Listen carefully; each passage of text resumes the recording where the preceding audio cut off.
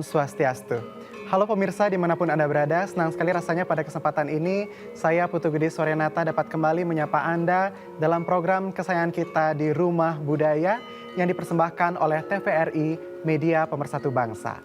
Pemirsa, pada segmen kali ini kami akan mengajak Anda untuk membahas mengenai topik seni budaya tari dari warisan Blanjong. Nah, untuk membahas topik yang keren ini, pada hari ini di studio telah hadir bersama dengan saya 3 orang narasumber.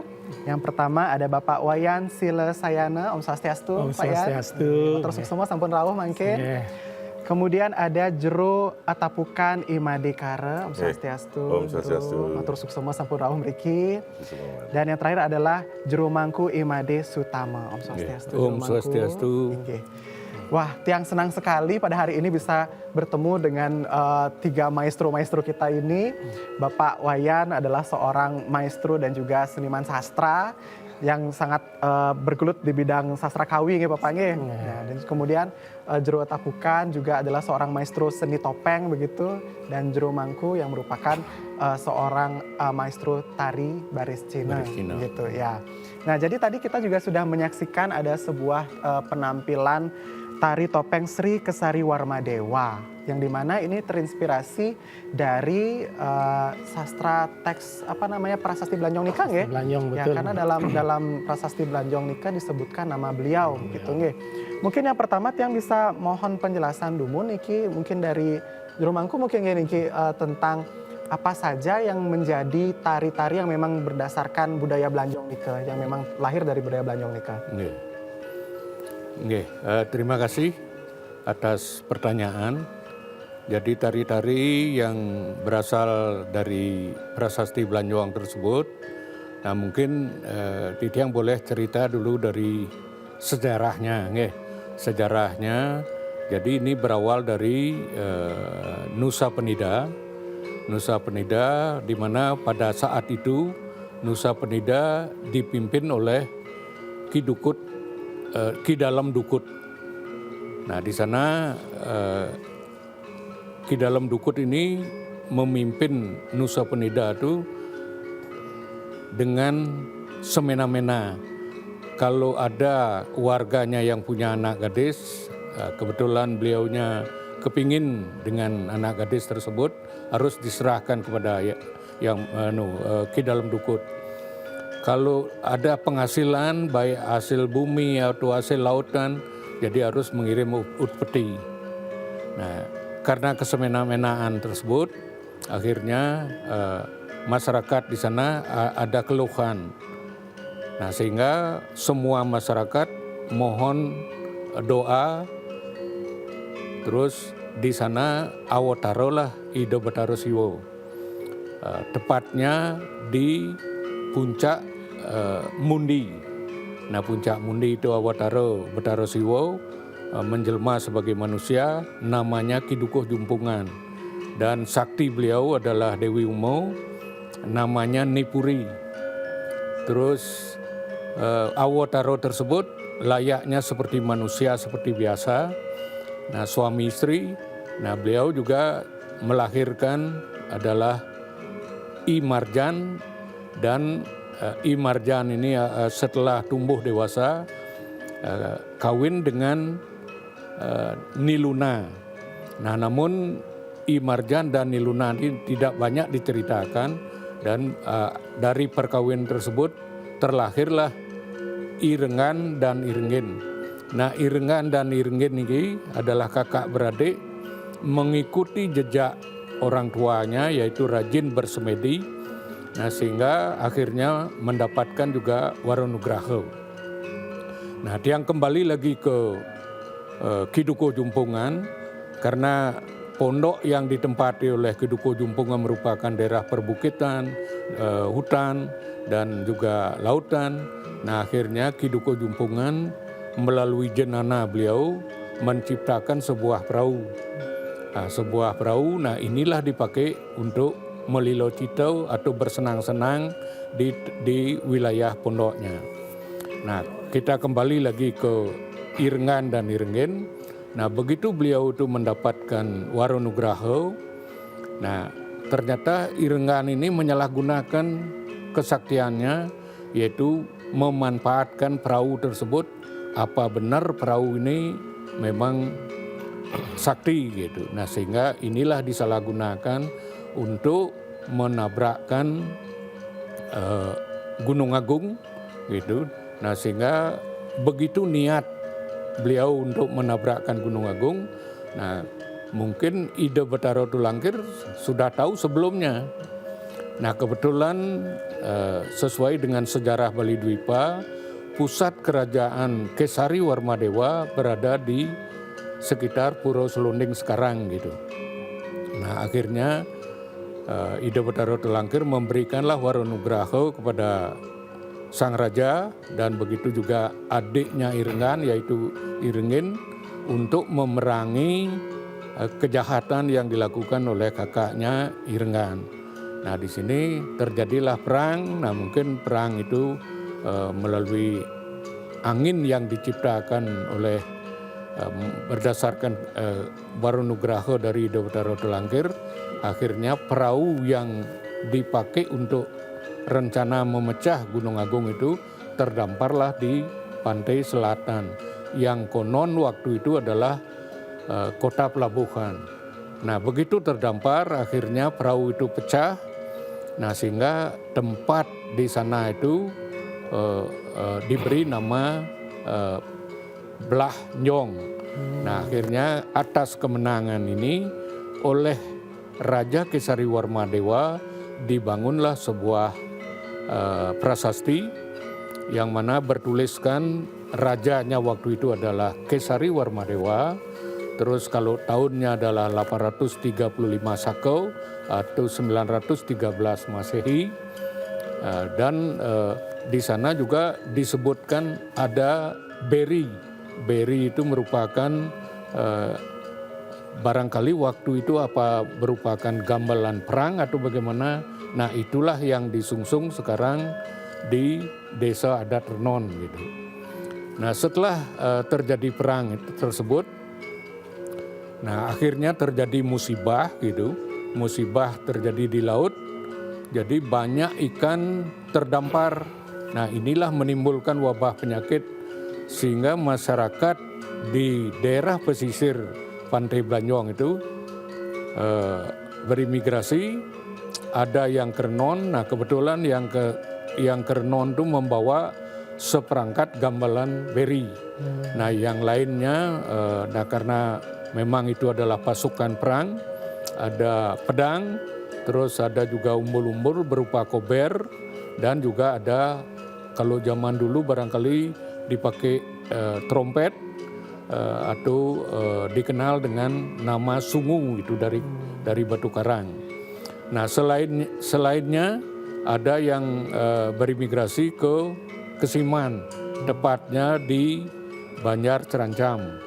Namun jumlahnya memang sedikit di sana. Terus yang lainnya ada berimigrasi ke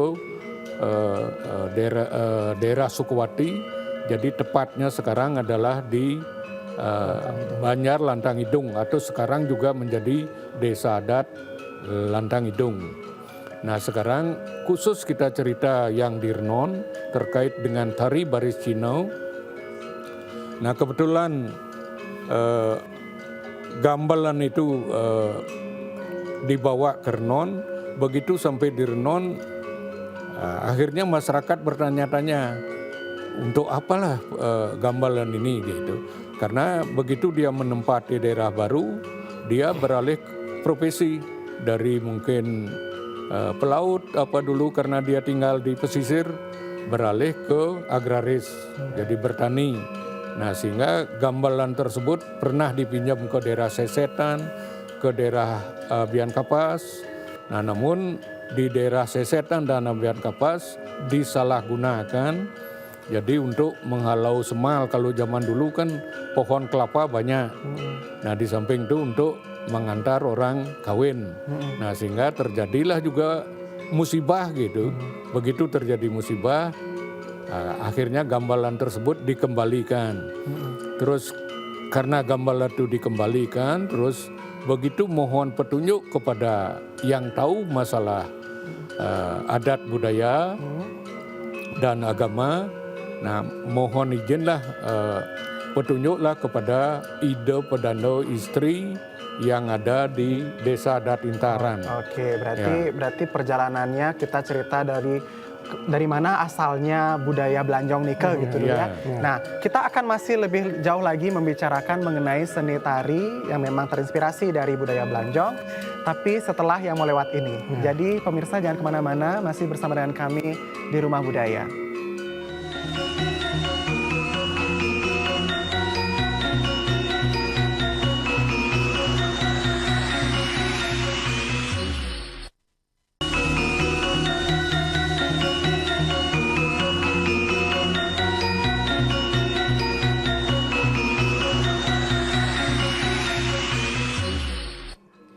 Oke pemirsa, masih bersama dengan kami di Rumah Budaya dan saya akan menyambungkan pertanyaan ini. Tadi Juru Mangku sampun Micayang tadi sudah bercerita tentang bagaimana sejarahnya begitu ya, dan tadi juga disebut tentang Sri Kesari Warmadewa.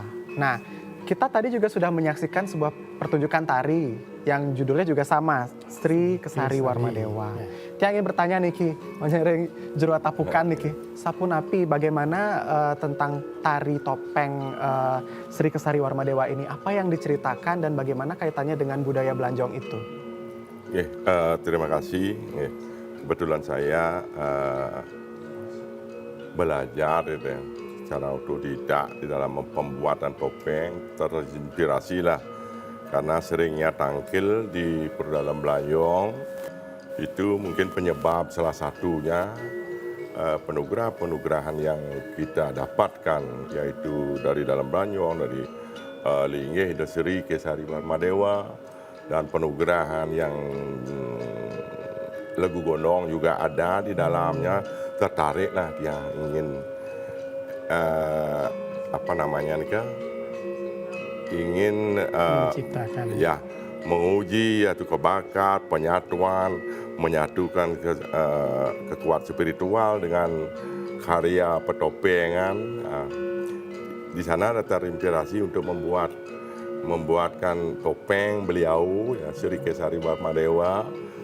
Nyatanya kita bisa dapatkan seperti Niki ya, dan yang lainnya juga terkait dengan sejarah ya, yang namanya Rengan-Renggin itu tiang konsentrasi untuk membuatkan itu, dan juga topeng Legu ya, topeng Legu Gondong yang terkait dengan Belanjong juga gitu, karena ingin pelestarian baik di pelestarian dalam seni petopengan, juga kita ingin juga istilahnya pengembangan pembuatan topeng yang bersifat berkarakter ketokohan. Itu yang betul-betul kita terinspirasi dengan nama-nama terkait dengan ketokohan ya. Awalnya tiang belajar atau tidak tersentuh karena di Sanur dulunya gitu, daerah pembuat patung topeng itu ingin membangkitkan kembali. Atas dasar itu bagaimana kita karena belajar secara otodidak ya, untuk menyatukan satu kekuatan spiritual dan kekuatan karya seni yang beralih ya, walaupun dikatakan pengembangan itu mengkhusus kepada tokoh-tokoh Babat dan yang lainnya. Nika ya artinya selesailah satu ketokohan itu yang namanya topeng Sri Kesari Warmadewa dengan hiasan yang sangat sederhana dan menarikan itu tidak dengan tari yang dibikin secara konteks dengan norma-norma tari Bali. Itu adalah murni kekuatan beliau. Kita mohon kekuatan beliau agar bisa menggetarkan badan saya untuk memperlihatkan bagaimana beliau itu ikut di dalamnya. Itu sebenarnya. Kalau mungkin bisa diulang, mungkin tidak sama. Begitu. Tidak bisa kita menentukan bagaimana gerakan situasi beliau itu dalam keadaan bagaimana. Oke, wah ini menarik sekali nggih. Pertama kali saya dengar ini. Apakah ini berarti tari yang dikatakan sebagai tari yang sakral nggih, bukan tari yang untuk hiburan nggih? Kalau yang bentuk sakral atau hiburan ini betul-betul sakral karena kita pada awalnya permintaan dari Pak Ian Silosano untuk menyambut ulang tahun Prasasti Blanjong yang ke 1110. Memperingati ya. Hari Prasasti Blanjong itu. Nggih. Wah, kalau gitu teh langsung ini ke pelakunya yang punya ide ini Sapunapi nih sampai Pak Ian bisa terinspirasi untuk meminta beliau menciptakan tarian ini. Waktu itu semua pertama sebenarnya kita pegiat di sekitar Blanjong nih kurang lebih intensnya mulai tahun 2010 ya. 2010 sama beliau sama Pak Made yang kemudian kita coba menggali apa yang bisa kita wariskan dan kita gali di situ. Lama sekali ide itu terpendam karena banyak sekali kendala yang kita hadapi, terutama keberaksaraan dulu, kemudian apa warisan-warisan yang ada. Di situ banyak sekali hal yang misteri. Contoh seperti yang disampaikan oleh Jero Mangku dari Baris Cina dari Renon, apa yang beliau sebutkan ini adalah cerita rakyat yang berkembang di masyarakat pengemong dari pura itu. Nah itu cerita rakyatnya berkembang seperti itu, kemudian kita berusaha coba kita buat sebuah peringatan. Lalu tahun 2024 baru terwujud kita memperingati tepat tahun 1110-nya. Padahal rencananya kita memperingati di tahun 2014 tepat 1100 tahun Prasasti Blanjong itu ditancapkan. Mundur 10 tahun 2024. Nah apa yang bisa kita buat khusus spesial? Kita ke pura melakukan matur piuning awal, lah terciptalah itu. Terciptalah dari itu. Jadi sebuah tarian. Yang pertama sebenarnya yang ingin dia profan, tapi terbawa gitu. Di ending dari tarian, lah dalam tanda kutip adalah yang trance, ada kerauhan, begitu. Kemudian di tahun 2025, ketika peringatan 1111 tahun Prasasti Blanjong, berkembang sedikit tariannya dari ini, kemudian ada pengeruatan, ditambahkan ada 9 penari wanita dengan topeng yang ciptaan beliau juga. Nah di situ juga terjadi di endingnya seperti itu. Jadi terinspirasi dari Blanjong banyak sekali warisan budaya yang masih bisa kita kembangkan. Ke depan kita berharap topeng-topeng ini semua diciptakan. Cerita-cerita yang ada di masyarakat ini kita ceritakan. Walaupun sumber sastranya dalam tanda kutip mungkin tidak sumber primer ya. Tapi kan itu warisan budaya. Gitu. Kekayaan kita. Kekayaan kita ya. Jadi seperti yang disampaikan oleh Jero Mangku, Tiang juga melakukan penelusuran dalam lintas di situ. Jadi warisan Blanjong, kemudian kita menelusuri di Serangan, lalu di daerah baratnya di Jimbaran, selatan di Nusa Dua. Jadi kita ada temukan beberapa hubungan itu keterkaitan dan ke timurnya di 3 Nusa ini ada keterkaitan warisan budaya yang Oke. Jadi kalau kita katakan bahwa tadi dari penjelasan tadi ada kita dengar tari topeng Sri Kesari Warmadewa, kemudian ada Legu Gondong, dan nanti terakhir ada Baris Cina. Itu adalah 3 tarian yang memang sejauh ini kita ketahui sebagai suatu bentuk warisan budaya dari Blanjong. Nah kemudian saya ingin tahu untuk tari topeng Sri Kesari Warmadewa ini apakah memang akan dipentaskan secara rutin di setiap kali ada upacara atau bagaimana di sana? Ya, terima kasih. Sebenarnya keinginan dari yang pribadi sebagai atapukan ingin membuat, mudah-mudahan nanti ada cerita seperti Pak Mangku sekali wawu niki wendan cerita kita yang bisa dipertanggungjawabkan. Ketokohan itu ya inginnya membuatkan topeng nanti agar bisa kita mementaskan suatu mungkin kalau tidak di tahun ini nanti tahun depan mungkin kalau sudah siap semuanya topeng dengan kait dengan cerita tadi gitu. Walaupun kita sudah siapkan rengan rengit memang dari dulu kita sudah produksi ini kayaknya nanti dari tahun mungkin 2018 mungkin kita buat. Oke. Pak Ian, yang balik lagi ke Pak Ian Niki. Terkait penokohannya tokoh beliau Maharaja Sri Kesari Warmadewa ini, apakah ada yang bisa diceritakan dari mungkin sumber-sumber sastra yang kita ketahui sejauh ini seperti apa sih beliau itu? Begini yang kita temukan sampai saat ini kan tidak ada penggambaran ya. Seperti apa penokohan beliau. Mungkin ada hal yang perlu juga dikutip kalau kita baca secara seksama di prasasti itu yang disebut Sri Kesari Warma. Sampai di situ karena aksara di belakangnya aus. Jadi nama dewanya pun kita tidak baca di prasasti Blanyong gitu. Kalau mohon maaf karena tiang pegiat aksara Kawi justru yang di belakangnya itu sepertinya ada N aksara na gitu. Nah, belakangan kita menyebut Warma Dewa kan karena raja-raja yang belakangan bergelar seperti itu. Jadi di prasasti yang lain juga nama Sri Kesari itu muncul. Jadi lebih tepatnya sebenarnya kita sebut sebagai topeng Sri Kesari saja. Lebih jelas Sri Kesari karena itu yang sudah pasti.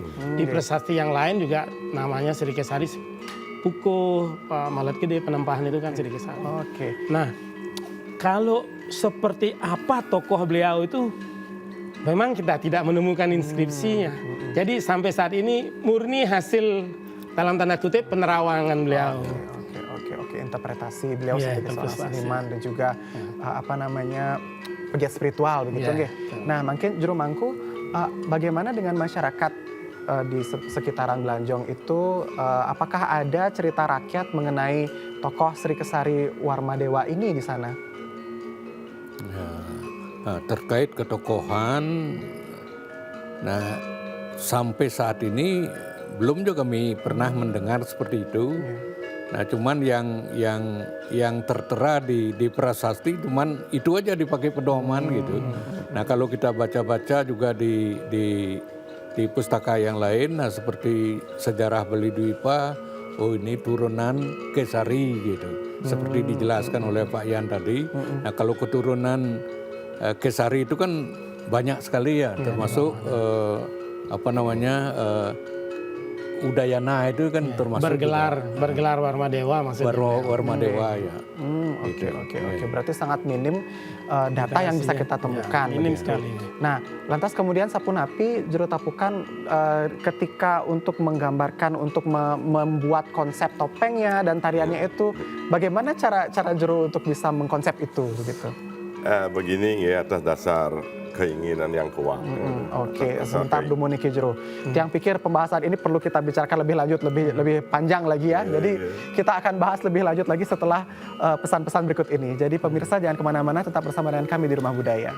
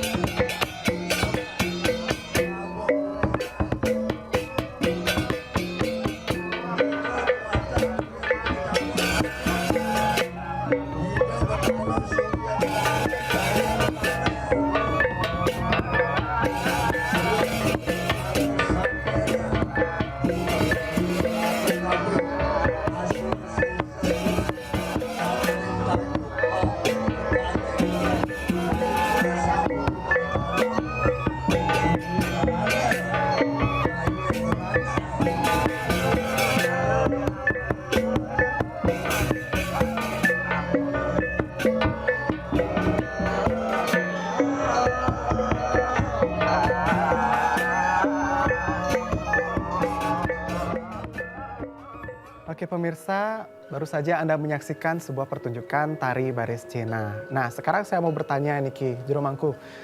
Tadi kita sudah lihat gerakan tari baris Cina itu seperti orang berperang gitu kan Ki. Nah Tiang jadi ingin tahu nih Ki, sejarahnya itu sebenarnya seperti apa dan napi yang sebenarnya diceritakan nih Ki. Nah, Tiang akan melanjutkan yang tadi.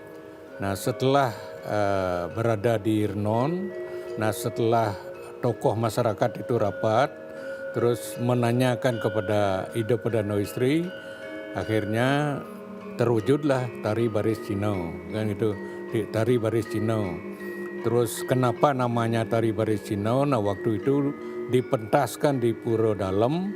Nah selesai pementasan, nah di sana ada yang kerauhan.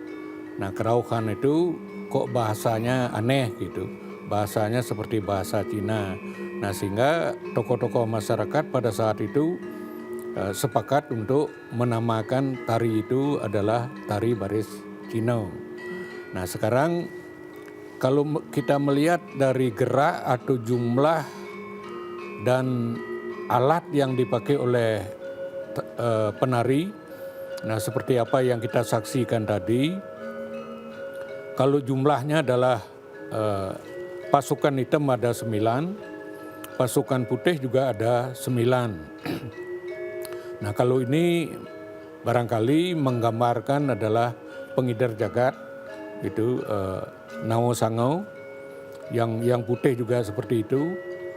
Terus gerak seperti tadi itu murni adalah gerak pencak silat lah gitu, bela diri, karena tari tersebut adalah menggambarkan tari perang gitu, tari perang. Nah barangkali mungkin mengambil mungkin dari perang Blanyong tadi. Nah itu terus jumlah penarinya adalah 9, tadi udah yang jelaskan. Terus warnanya juga kok ada hitam dan ada juga putih. Nah ini menggambarkan barangkali Ruo Binedo. Jadi antara baik dan buruk. Nah disinilah antara baik dan buruk ini adalah mengakhiri daripada tari tersebut. Nanti ada semacam adegan perang gitu. Ada adegan perang. Nah kalau zaman dulu malah dia saling tebas dengan pedang tersebut. Nah cuman sekarang biasanya sudah diamankan oleh tokoh-tokoh. Begitu tari sudah selesai, pada saat berkelahi itu sudah langsung dipisahkan gitu. Nah sehingga tidak membahayakan lah penonton gitu. Berarti kalau dulu nih Kak, dalam keadaan sadar tapi tidak untuk menari. Nah kalau dulu itu begitu mengakhiri daripada tari itu biasanya mereka udah kebanyakan kondisi udah tidak sadar, kerauhan lah gitu istilahnya. Nah sehingga dia menggunakan pedang itu tidak teratur gitu, saling sempal gitu. Sehingga dulu tuh, nah kalau misalnya yang nari itu kesuciannya kurang gitu, kesucian tidak mandi gitu misalnya pada saat ngayah nari, atau mungkin ada pantangan kalau makan daging babi gitu. Kalau makan daging babi, Tiang sendiri sudah membuktikan 2 kali gitu. Pada saat ngunying atau ngurak istilahnya di Denpasar, Tiang buktikan, Tiang coba masak daging babi ada pengaruhnya ke sini gitu. Ternyata ya pada saat Tiang makan daging babi itu terus ngayah, nah, tangan Tiang pernah kena tebas. Kena keris itu. Oh kena kerisnya. Nah, terus yang kedua Tiang coba lagi, apa benar ini tahu-tahu api itu sudah melompat ke kepala. Nah, kok gatal kepala. Begitu Tiang buka udang, ternyata udang udah bolong. Nah, ternyata api yang udah di atas kepala. Nah sehingga dari saat itulah Tiang kalau sudah tari baris Cina ini dipentaskan, jadi pada umumnya dipentaskan di pura-pura yang ada hubungannya, nah seperti Pura Besakeh, Pura biasanya Rambut Siwi, Pura Peti Tengah, Sakenan gitu. Nah, tentunya di Kayangan Tiga juga gitu. Nah, selain itu ada juga yang sauhatur lah gitu. Saud munyi apa istilahnya gitu. Mun tiangnya kene gitu. Seperti Kalau sesangi kan ya tadi ya? sesangi. Kalau dia misalnya pernah kena sakit atau musibah apa, kalau dia sudah bisa menyelesaikan musibah itu, dia akan ngaturan mau pajar, gitu, musolah, gitu. Nggih. Nah itu biasanya dipentaskan dah tari ini. Gitu. Oh, nggih. Nah, untuk atribut dan juga kelengkapan yang dipakai menari ini apa saja? Karena yang tadi kita lihat ada pakai napi pesaya ini pedang ya, pedang, kemudian wonten sungu wonten nggih. Napi malih nika. Nah, kalau perangkat yang dipakai untuk tarian baris Cina ini yang jelas ada gamelan. Gambal itu adalah terutama yang utamanya adalah gong beri yang tidak ada moncongnya. Nah ini dilengkapi dengan ada pung istilahnya karena suaranya memang pung gitu. Kalau mungkin dikenal lebih luas tawo-tawo ya, tawo-tawo. Terus yang kecilan ada pir gitu. Terus yang lainnya ada pu karena suaranya pu. Ada neng-neng, ada kempluk, terus ada kelenang gitu. Nah kalau sungu biasanya terutama pada akhir-akhir tari, nah untuk mengundang para dewa sungsungan baris Cina untuk rauh tedun, itu biasanya dibunyikan sungu kan. Nah selain itu pada gamelan ditancapkan kober, ada 2 kober. Yang satu biasanya ditaruh di pura di mana tempat untuk pentas, misalnya di Sakenan. Yang satu ditaruh di Priangan itu di Sakenan. Yang 2 ini burung Garuda dengan Hanoman itu ditancapkan di kanan kiri gamelan gitu. Nah, itu biasanya. Gitu. Ya. Nah kalau kita berbicara tadi Juru Mangku memberitahu kami semua bahwa tari baris Cina ini kan tidak hanya di Blanjong aja ya, di Sakenan juga begitu, sampai juga ke Besakeh gitu. Sapunapi ini sumber sastranya nih ke Pak Yan, apakah ada yang menyebutkan memang tari-tari ini memang awalnya muncul dari Blanjong dan kemudian harus dipentaskan di daerah-daerah lain atau bagaimana? Tiang menelusuri tari baris Cina ini ternyata tidak hanya ada di Renon saja. Di Intaran, Desa Adat Intaran atau di Sanur sendiri ada di Banjar Semawang juga. Merupakan pesisir yang dekat dengan kawasan Blanjong. Nah baru-baru ini juga muncul di Pemogan baris Cina. Tapi di Pemogan menggunakan sarana gamelan yang berbeda. Nggih Juru Mangku ya. Kalau yang di Semawang menggunakan jenis gamelan yang sama. Nah sehingga muncul menarik gamelan beri ini dari mana sebenarnya berasal? Nah, ini dia ada pertanyaan baru jadinya dan kita akan bahas lebih lanjut setelah pesan-pesan yang mau lewat berikut ini. Jadi jangan kemana-mana, tetap bersama dengan kami di Rumah Budaya.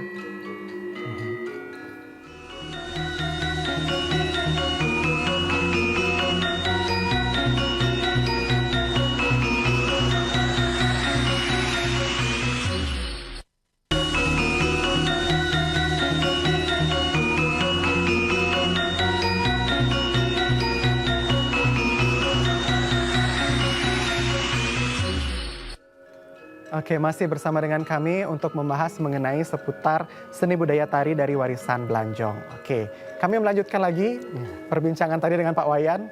Tadi ada gong beri berarti kita nggih. Nah, sapunapi selanjutnya nih ke Pak Yan. Gong beri ini kan seperti sudah dijelaskan, dia menjadi tetabuhan pengiring dari baris Cina. Dia terkenalnya dengan gong yang tanpa kenong atau tanpa apa istilahnya. Tidak menjul itu, dia gong datar, jadi suaranya berbor. Berbor. Itu digunakan untuk pengiring itu. Kemungkinan itu adalah pengiring untuk tarian perang seperti itu. Karena juga dia menggunakan kendang yang besar sekali disebut dengan kendang bedug. Bedug. Nah saya sempat menelusuri sejauh ini terutama di kawasan sekitar Blanjong. Ada informasi bahwa itu juga ada di Nusa Penida. Gong itu ada, tapi sampai saat ini saya belum ketemu. Sudah berapa kali ke situ, bahkan terakhir baru bulan ini di awal bulan saya ke Lembongan untuk bertanya hal tersebut. Belum ditunjukkan. Nah justru yang menarik karena kebetulan saya ikut di komunitas aksara kawi, pegiat aksara kawi di Bali dan di Jawa, kita sering mengadakan pertemuan. Justru ada berita diketemukan di Madura, gong sejenis ini. Nah, entah berkembang seperti apa. Kalau yang saya tahu di sana berkembangnya menjadi daul ya, daul Madura tariannya. Memang rancak. Nah, sehingga ini menarik jenis gong ini. Sedangkan ketika kita bertanya ke sumbernya beliau di Renon, dalam tanda kutip sampai saat ini masih misteri juga dari mana beliau mendapatkan gong itu. Oh, belum terjawab nih kan Belum ya? terjawab.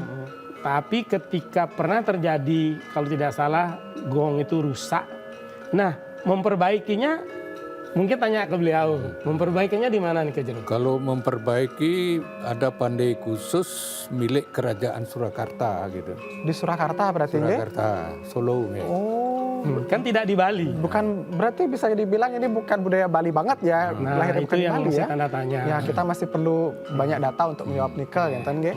Nah, kalau tadi Gong Beri Nika ada di tari baris Cina. Apakah di tari yang Bapak Bapak karyakan ini juga menggunakan gamelan Gong Beri Nika? Terima kasih ya untuk khusus yang ciptakan yang namanya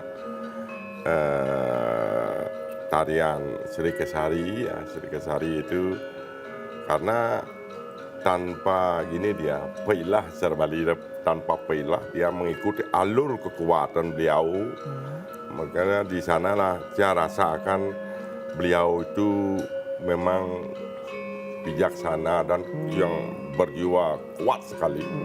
Saya itu menarikan itu dengan mengatur napas, kekuatan beliau betul-betul beliau itu kekar, tapi bijaksana di dalamnya. Demikian untuk kekuatan Sri Kesari ya. Berarti tidak pakai Gong Beri nggih? Tidak pakai Gong Beri ya, ilustrasi aja cukup kita gitu. iya. Tapi untuk pementasan ini setiap ya berapa kali kita mementas gini selalu diakhiri dengan keraukan. Kalau Tiano bisa mengendalikan satu kekuatan biar tidak keraukan bisa. Tapi napasnya juga gini, kalau ada yang menonton kadang-kadang cepat sekali ada yang itu. Terbawa beliau. Oh iya. Mungkin yang tambahkan sedikit ya. Waktu peringatan yang ke 1110 tahun lalu kita menggunakan gender. Ada 12 gender kita pakai waktu itu iringannya. Kemudian yang tahun ini kita gunakan selonding. Berbeda dia. Ya, jadi menggunakan selonding dengan durasi yang lebih panjang. Karena ada tambahan tari pengiring gitu. Lalu bagaimana dengan satu tarian lagi yang tadi sempat disebutkan Legu Gondong nih Ke? Nah, niki karena kita di awal dengan mendapat satu penugerahan yang namanya penugerahan Legu Gondong dari beliau juga di dalam Belanyong. Di sana karena kekuatan sudah kita rasakan ya. Awal-awal kita membuat suatu relawan itu karena awalnya mendengar suatu cerita legenda sudah di masyarakat sudah tahu, tapi gimana ya kok jelek sekali Legu Gondong itu jelek ya, karena Legu Gondong itu pada dalam cerita Legu Gondong itu mengisap darah gitu ya, akhirnya orang itu bisa meninggal. Dari sanalah kita bagaimana kita mengangkat ini agar terbalik ke suatu relawan, kita bentuk relawan Legu Gondong yang sifatnya membantu kemanusiaan saat itu ya. Terus kita kait dengan kesenian, saya membuat suatu drama tari Pecalon Arangan. Nah, itu yang pertama kita buat itu dengan cerita legenda Legu Gondong itu karena terkaitan dengan desa adat Intaran, terkait dengan Kosiman itu ya. Kita ingin juga mengangkat suatu cerita rakyat gitu.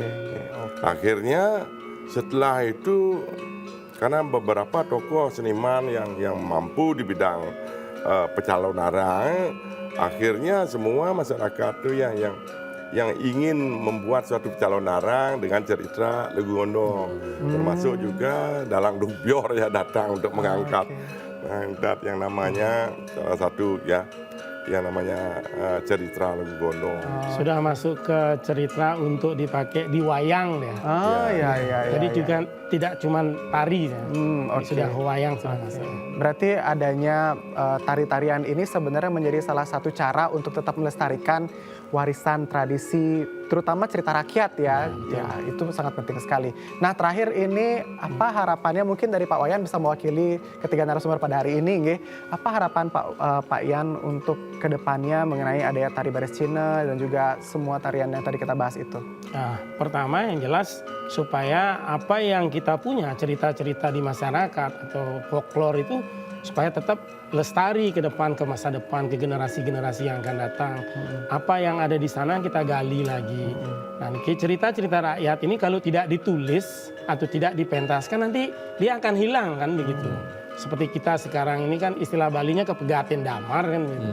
Jadi cerita yang dulu itu kita gali, kita harus mencari lagi sumbernya, tidak gampang sekali itu. Nah, ini kita upayakan apa yang ada di warisan dalam tanda kutip dari Prasasti Blanjong itu semuanya kita akan coba rangkum. Caranya saya bersama komunitas, dari komunitas Wali Dwipa, kemudian dari komunitas Legu Gondong itu jumlahnya lumayan banyak, 200-an personil. Semua lengkap, ada penabuh, kemudian dari Pengemong Pura, Jero di Renon, Cerancam, Lentang Hidung. Setiap tahun jika bisa kami berharap Prasasti Blanjong itu diperingati. Nah ya, betul, Ya. betul. Ya. Jadi ada peringatan prasasti. Oke, Astungkara semoga permohonan itu bisa terwujud dan terlaksana dengan baik, katanya Pak Yan, nggih. Ya, boleh yang tambahkan Oke, dikit? silakan Ya. untuk closing statement mungkin Niki Juromangku. Jadi seperti ini juga harapan dari Kementerian Pendidikan dan Kebudayaan. Jadi beberapa kali kami diundang gitu sampai melaksanakan kuesioner untuk menjawab. Nah, gimana apa kendala yang dialami sampai saat ini gitu. Nah, sehingga kedepannya warisan budaya terkait dengan Prasasti Blanjong ini tetap ajak dan lestari gitu. Itu harapan dari Kementerian Pendidikan Kebudayaan. Ya, Tidak hanya dari pemerintah, tapi dari kita semua juga punya harapan yang sama, kan nggih? Oke, pemirsa, tidak terasa waktu kita telah habis untuk membahas ini, padahal masih banyak sekali yang ingin kita tanyakan dan kita bahas mengenai tradisi kita, khususnya yang berasal dari budaya Blanjong. Nah, tapi karena keterbatasan waktu, kami akhiri perbincangan kita pada hari ini dengan mengaturkan Parama Santi. Om Santi, Santi, Santi, Om.